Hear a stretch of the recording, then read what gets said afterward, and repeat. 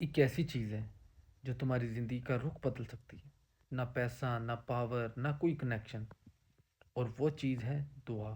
جی ہاں، دعا۔ ہم اکثر سمجھتے ہیں کہ دعا صرف ایک روٹین ہے، صرف ہاتھ اٹھا کر کچھ مانگ لینا، لیکن سچ کیا ہے؟ حضرت محمد صلی اللہ علیہ وسلم نے فرمایا، دعا قسمت کو بھی بدل سکتی ہے۔ سوچو، اگر تمہاری لائف میں پرابلمز ہے، رسک کا ایشو ہے، ٹینشن ہے، یا دل بے چین ہے، تو اس کا مطلب یہ نہیں کہ سب ختم ہو گیا ہے۔ ہو سکتا ہے اللہ تمہیں صرف یہ سکھا رہا ہو کہ مجھ سے مانگو۔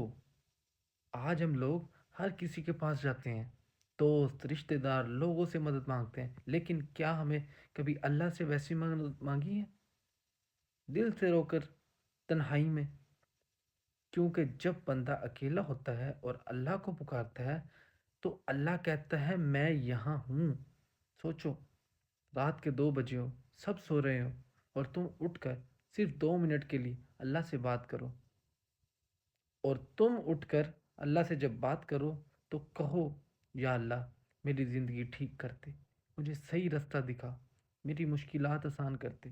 یقین کرو، اگر دل سے مانگو گے تو یہ تو اللہ ہماری پرابلم حل کر دے گا، یہیں پھر اس پرابلم کو تمہارے لیے آسان کر دے گا۔ لیکن کبھی بھی دعا ضائع نہیں جاتی۔ سب سے بڑا لوس کیا ہے؟ یہ بات آپ کو سمجھنی پڑے گی۔